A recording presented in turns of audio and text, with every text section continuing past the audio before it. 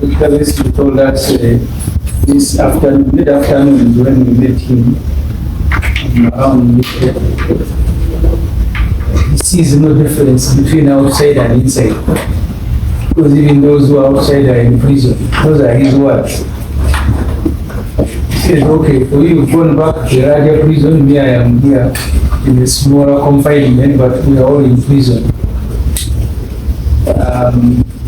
He briefed us about their journey when they got kidnapped all the way to Uganda. Maybe to confirm to you that as it has been reported earlier, we had gone for a meeting which was meant to be, according to him, for a very short period because they were scheduled to go for a dinner. So this meeting was the meeting for which now government says he went with 2 pistols. I don't know who they think he was going to shoot at that meeting. Yeah, he will give with mad people. So that you go to all the meeting in Kenya with 2 pistols. Maybe the people Wesley was meeting are the ones who wanted to shoot. And before I forget, he also spoke about his condition as he has taken to military court. And I'll come to that.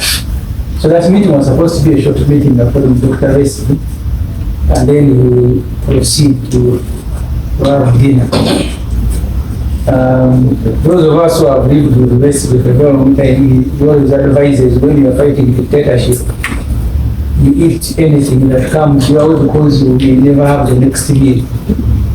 Unfortunately for Banjudde, because there was a dinner coming up, him at the hotel, he didn't grab anything. So it is in that meeting that we were pulled out, bundled in a vehicle, Kenyan number plate, and driven up to Balaza border post. Because they had just checked in that hotel, they did not even have their belongings. They are on their way to dinner after that short meeting. So they were bundled into that vehicle and driven. They arrived at Balaza border post, which is at around 3 a.m. That is Sunday morning, for us to call it Saturday night. So they left Uganda, same Saturday arrived in Kenya, and they were abducted same day, and then driven up to the border. So we can count the hours that it will take, because he told us they kept making stopovers, either to clear or to ask Kenyan people to clear the way. So we drove them up to Balaza border post, where they parked them by the roadside for about 30 minutes, I think, clearing. Because they did not go through immigration on both sides, not Kenya, not Uganda. So, because I think even their documents they didn't have, because they had left everything at the hotel.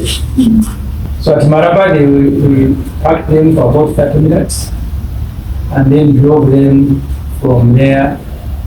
We now changed vehicles from the Kenyan registered vehicle to the Ugandan, but the occupants who were holding them and driving them remained the same. In fact, Banjudde told us they pretended the Kenyans throughout the journey, until when one of them said, "Candy," maybe he realized this guy was living there. Just then go along where people pretending when they Uganda. Now they had nothing to hide. They started being Ugandan until they reached much where they held them now Sunday, Monday, until yesterday, Tuesday, when they drove them. Yesterday, Wednesday, so they held them Sunday, Monday, Tuesday, or Saturday, which is unconstitutional. Because if you arrest someone, there are procedures, constitutional procedures, including not holding them beyond 48 hours. But they kept them there. I think they are celebrating that nobody now knows where they are. Until they brought them to court martial yesterday. So that was the journey from Kenya, where certainly Dr. Besigye was meant to be a speaker at the book launch of Martha Karua, the leader of NAC, with Kokati there. In fact, even the dinner that he was going to attend was organized by his host. But we went for shorter meetings before proceeding to the dinner, which he never attended. So one of the things that in our conversation with him, he has told us, first, even if you want to charge him with the possession of 2 pistols, allegedly. So he was laughing that Uganda now thinks all the guns in the world belong to UPDF, that even those that are in Kenya. Because if the guns are guns that you found him with in Kenya, Kenya should be charging him for having their guns. But she said now UPDF thinks that all the guns in the world are their guns. So they said the ordinary reserve of the force. So that's what Dr. Wesley told us. The second part from our side are 2 things. First, as citizens of the East African community, we are not shocked, but we are surprised that Kenya continues doing this thing. See, look at how followed Kenya. There was time a rebel leader from the M23 was in Kenya and Congo was demanding that he should be deported. Someone who is accused of committing crimes while fighting in DRC. But Kenya said, no, we cannot. These are Kenya ministers. You cannot let this rebel leader go. We need to go back to that story. But Besigye was committed no crime. They are easy to allow Mr. Museveni and his security to access him and abduct him.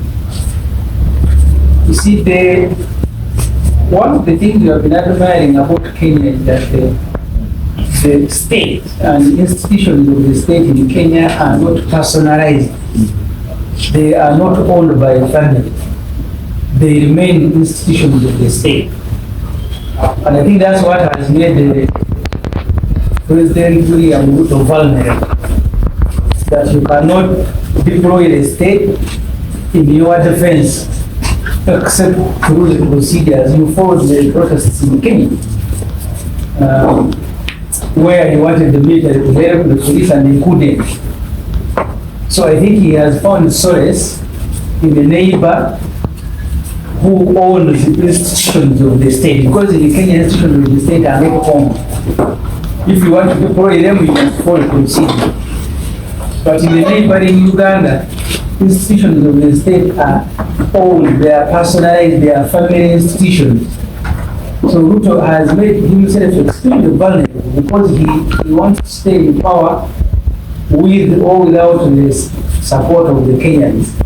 And he can't use Kenyan institutions to keep himself in power as so during the riots.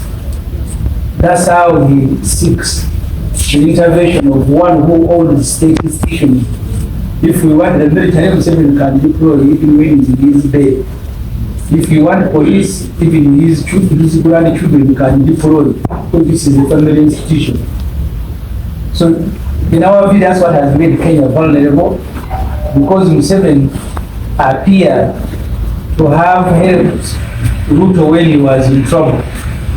In exchange, the simple things that Museveni is stopping us from doing in Uganda, he will stop us doing them in Kenya, because Besigye has been stopped 5 years from attending meetings, weddings, what. So I think now Museveni has extended his rule to Kenya to do the same thing. If he doesn't want you to attend a meeting, he will walk in and then kidnap you and come in. If they don't want you to attend the Martha Karua's book launch, you will deploy, maybe they already deployed. The same way they do in South Sudan. People will know maybe many years to come how problematic Museveni has been as a regional leader. Fighting in Congo, stealing gold there. Uganda as a country is paying $200 million to Congo because of the looting that happened. That looting was presented by Museveni's younger brother, Said with Kazim and Sula Semakota. They are the ones who are looting in Congo. Now we are paying as a country, in our budget, Uganda's budget, we are paying $200 million for Congo. They went to court. Maybe in the future we'll be paying Kenya for helping the kidnapping base. Because I don't think they are doing this thing for free. One day we may have a bill from Kenya that will help you to kidnap Kisumu 36. We also help you to kidnap Besigye. And then you see when we are paying Libya for helping Museveni when he's fighting in the world. As a result, Museveni said national housing, you can go to Libya because they gave us some guns when we are fighting. National housing is supposed to be private, a government state. But it was given to Libya for having helped Museveni when he was in the world. The public institution. And I forgot the second one that they gave me. So these things that are happening between Museveni and Ruto, that's why we think this matter of parliament. We need comprehensive agreement between Museveni and Ruto. Because there was no comprehensive agreement sharing between Uganda and Congo, now Uganda is paying. In the future, we don't want Ruto to come here. Where they are the Kenyan leader? Because the Congolese leaders who are demanding to be paid, we are not there when Museveni and his group were not in Congo. So we will be taking a number of measures. The acting president, the road mayor in Kenya, he has made a number of civil rights, legal and other communities who are also helping to establish circumstances under which Dr. Besigye was abducted. And also internally within Kenya, they are also trying to hold their own government and institutions to account. This third leg of my statement, we are in the meeting finalizing our own responses to this. On Monday, we intend to walk to the Kenyan High Commission. We invited the FDC, PFF leaders. We will take a walk from here to the Kenyan High Commission, demand for an explanation why they continue abducting our people. Yet Kenya should be involved. That's why you're not required to have a visa. You just go to Kenya and they stamp your passport. Even when you don't have a passport, you can go to Kenya with an ID. So we thought Kenya is a home. So we will ask Kenyan High Commission to tell us if they have ceased being a home. But also tell us why they are targeting our leaders, humiliating them, torturing them. Imagine driving you from Nairobi to the border. That should be a journey of more than 6 hours. And then the following day you are driven up to Machin. The 36 told you they are story. So we intend to go to the Kenyan High Commission on Monday to seek for an explanation. We want them to tell us if they think Kenya is no longer home, then we can stay at Dr. Besigye told us this good afternoon. That both inside New Zealand and outside is a prison. The only difference is that New Zealand is a smaller prison where you are confined, but even the rest of the country or outside the prison because they put through the same conditions. So we are also consulting our legal team. We intend to file a number of petitions and suits regarding the abduction of Dr. Besigye. We intend to petition the national, regional, and the one will be even scheme. That will be petitioning the international and regional bodies, courts, including the UN.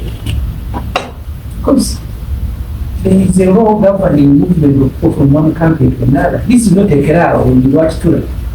where you walk in and pick a cow and then you return in the evening. Even when you have a case against the person, that's why Yamiru to bring him back from Tanzania was a legal process, including appearing before courts of law in Tanzania. But Dr. West, there was no process, not even a hearing. They just grabbed him, abandoned him in the car, started driving him, and then produced him before a court martial. I'll ask you, we will be petitioning Ugandans to do something about it, but also the Kenyans. Look, the two comrades in crime, Ruto and Mr. Museveni, are becoming a problem to the East African community. And so Kenyans must do something about it, but also the other members of the East African community must sit down and agree on whether we continue to interpret dictatorship or it is democracy. Why are we together as East Africans? We cannot be together as East Africans for dictatorship. And so Ugandans, Kenyans, and the other East Africans, we need to sit and agree on how to move as a region. And finally, that Museveni must not think that this is going to be as usual. This is not going to be usual. If there's anybody who is doubting out there that Nairobi is hostile to Uganda, this is now proof. And we are not going to take it lightly as members of parliament, as members of the struggle. We shall fight tooth and nail to make sure that these two characters, that these two comrades in crime, leave this region so that it remains peaceful.